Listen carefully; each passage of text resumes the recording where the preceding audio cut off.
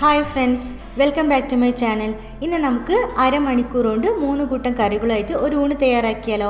വളരെ ടേസ്റ്റിയാണ്, അതേസമയം സിമ്പിളായിട്ട് നമുക്ക് ചെയ്തെടുക്കാനും പറ്റും. അപ്പോൾ അതിന് മുമ്പായി ചാനൽ ഇതുവരെ സബ്സ്ക്രൈബ് ചെയ്യാത്ത ഫ്രണ്ട്സ് ഉണ്ടെങ്കിൽ മറക്കാതെ ഒന്ന് സബ്സ്ക്രൈബ് ചെയ്യുക. അതിന് കൂടെ തന്നെ തൊട്ടടുത്തുള്ള ബെല്ലൈക്കൺ കൂടി പ്രസ് ചെയ്താൽ ഞാൻ പുതിയ വീഡിയോസ് ഇടുമ്പോൾ നിങ്ങൾക്ക് വേഗം തന്നെ നോട്ടിഫിക്കേഷൻ വരും. അതുപോലെ വീഡിയോ നിങ്ങൾക്ക് ഇഷ്ടമായിട്ടുണ്ടെങ്കിൽ ഒരു ലൈക്ക് ചെയ്യാൻ മറക്കരുത്. അപ്പോൾ നമുക്ക് വേഗം തന്നെ ഊണ് തയ്യാറാക്കിയാലോ. അതിനുവേണ്ടി ആദ്യം നമുക്ക് രസം തയ്യാറാക്കിയെടുക്കാം. രസത്തിനൊരു അരപ്പ് റെഡിയാക്കണം. അതിനുവേണ്ടി ഞാനിവിടെ 7 അല്ലി വെളുത്തുള്ളി എടുത്ത് വെച്ചിട്ടുണ്ട്. 1/2 ടീസ്പൂൺ മല്ലി എടുക്കുമ്പോൾ പച്ച മല്ലിയാണ് എടുക്കേണ്ടത്, വറുത്ത മല്ലി എടുക്കരുത്. അടുത്തതായിട്ട് 1 ടേബിൾ സ്പൂൺ കുരുമുളക്, 1/2 ടീസ്പൂൺ ജീരകം, 3 വറ്റൽമുളക്. ഇനി ഇതെല്ലാം കൂടി 1 കപ്പ് വെള്ളവും ചേർത്തിട്ട് മിക്സിയിൽ ജസ്റ്റ് ഒന്ന് ക്രഷ് ചെയ്തെടുക്കണം. ഒരുപാട് അരഞ്ഞു പോകരുത്.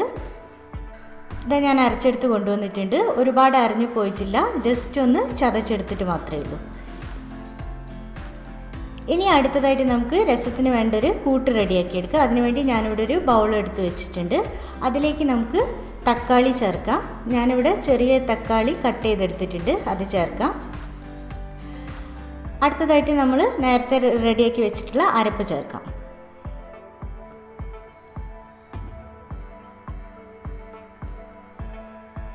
ഇനി ഇതിലേക്ക് നമുക്ക് ചേർക്കേണ്ടത് പുളിവെള്ളമാണ്. ഞാനിവിടെ ഒരു നെല്ലിക്ക വലുപ്പത്തിലുള്ള പുളി കുറച്ച് സമയം വെള്ളത്തിൽ കുതിർത്ത് പിഴിഞ്ഞ് അരിച്ചെടുത്തതാണ്. ഏകദേശം ഒരു 1/4 കപ്പ് പുളി ഉണ്ടാവും. അടുത്തതായിട്ട് നമുക്ക് ഇതെല്ലാം കൂടി കൈകൊണ്ട് നന്നായിട്ടൊന്ന് മിക്സ് ചെയ്തെടുക്കണം. കൈ വെച്ച് തന്നെ മിക്സ് ചെയ്യണം. ഈ തക്കാളിയൊക്കെ തന്നെ നന്നായിട്ടൊന്ന് ഉടഞ്ഞു വരണം. ഇതാ ഞാൻ കൈ വെച്ച് നന്നായിട്ട് മിക്സ് ചെയ്തെടുത്തിട്ടുണ്ട്. അടുത്തതായിട്ട് ഇതിലേക്ക് നമുക്ക് വെള്ളം ചേർക്കാം. ഞാനിവിടെ 3 ഗ്ലാസ് വെള്ളം എടുത്ത് വെച്ചിട്ടുണ്ട്. 200 ml ഗ്ലാസ്സിന് 3 ഗ്ലാസ് വെള്ളം. അടുത്തതായിട്ട് ഇതിലേക്ക് നമുക്ക് ആവശ്യത്തിനുള്ള ഉപ്പ് ചേർക്കാം. ഞാനിവിടെ ഒരു 1/2 ടീസ്പൂണോളം ഉപ്പ് ചേർക്കുന്നുണ്ട്. ഇനി ഇത് ഒന്നുകൂടി ഒന്ന് നന്നായിട്ട് മിക്സ് ചെയ്തെടുക്കുക.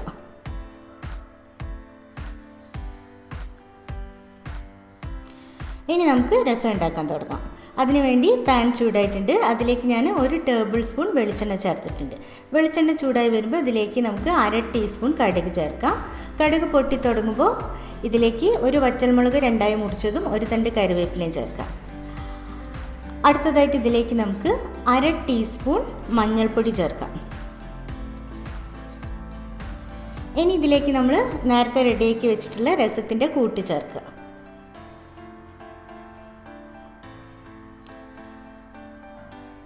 ഈ രസത്തിൻ്റെ കൂട്ട് ചേർത്തതിന് ശേഷം ഇളക്കൊന്നും വേണ്ട, നന്നായിട്ടൊന്ന് തിളപ്പിച്ചെടുക്കുക.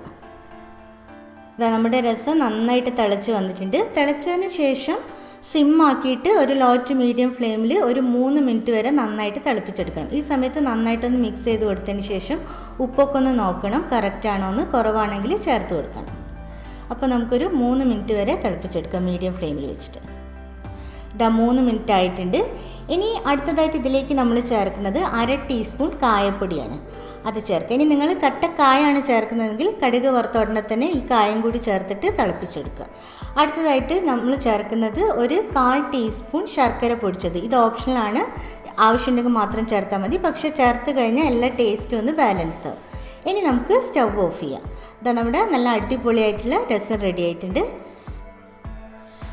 ഇന്നത്തെ നമ്മുടെ ലഞ്ച് മെനുവിലെ തോരൻ മുളപ്പിച്ച ചെറുപയർ തോരനാണ്. ഇതുപോലെ എങ്ങനെ ചെറുപയർ മുളപ്പിക്കാനും ഈ മുളപ്പിച്ച ചെറുപയർ വെച്ചിട്ട് എങ്ങനെ തോരൻ റെഡിയാക്കാനും ഇതിന് തൊട്ട് മുമ്പ് ഞാനൊരു വീഡിയോ ചെയ്തിട്ടുണ്ട്. അതിൻ്റെ ലിങ്ക് ഞാൻ ഡിസ്ക്രിപ്ഷനിൽ കൊടുക്കാം, മുകളിൽ ഐ ബട്ടണിൽ കൊടുക്കാം. കാണാത്തവരുണ്ടെങ്കിൽ ഒന്ന് പോയിട്ട് കണ്ടു നോക്കുക. നല്ല ഹെൽത്തിയും ടേസ്റ്റി ആയിട്ടുള്ള ഒരു തോരനാണ്. അപ്പോൾ നമുക്ക് അടുത്തതായിട്ട് ഇനി ചമ്മന്തി റെഡിയാക്കി എടുക്കാം. ചമ്മന്തിക്ക് വേണ്ടി ഞാനിവിടെ മിക്സിയുടെ ഒരു ചെറിയ ജാർ എടുത്ത് വെച്ചിട്ടുണ്ട്. അതിലേക്ക് ഇനി നമുക്ക് തേങ്ങ ചിരവിയത് ചേർക്കാം. ഞാനിവിടെ 1/2 മുറി തേങ്ങ ചിരവിയതാണ് ചേർത്തിരിക്കുന്നത്. അതുപോലെ തേങ്ങ എടുക്കുമ്പോൾ പ്രത്യേകം ശ്രദ്ധിക്കണം, നല്ല ഫ്രഷ് ആയിട്ടുള്ള തേങ്ങ തന്നെ എടുക്കാൻ ശ്രദ്ധിക്കണം. അപ്പോഴാണ് നമ്മുടെ ചമ്മന്തിക്ക് നല്ല ടേസ്റ്റ് ഉണ്ടാവുള്ളൂ. ഇനി ഇതിലേക്ക് നമുക്ക് ചെറിയുള്ളി ചേർക്കാം. ഞാനിവിടെ 4 ചെറിയുള്ളിയാണ് ചേർക്കുന്നത്.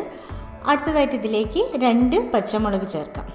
ഇനി ഇതിലേക്ക് നമുക്ക് ചെറിയൊരു കഷ്ണം പുളി, ഈ ഒരു വലുപ്പത്തിലുള്ള പുളി എടുത്താൽ മതി, പുളി ഒരുപാട് കൂടരുത്, അത് ചേർക്കാം.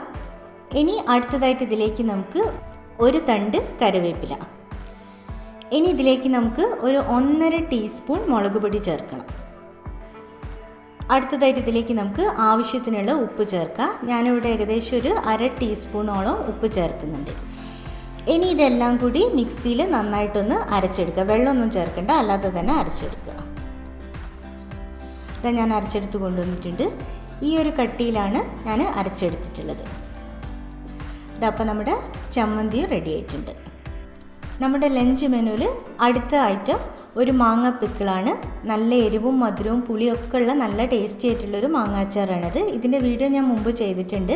അതിൻ്റെ ലിങ്ക് ഞാൻ ഡിസ്ക്രിപ്ഷനിൽ കൊടുക്കുക, മുകളിൽ ഐ ബട്ടണിൽ കൊടുക്കുക. കാണാത്തവരുണ്ടെങ്കിൽ ഒന്ന് പോയി കണ്ടു നോക്കുക.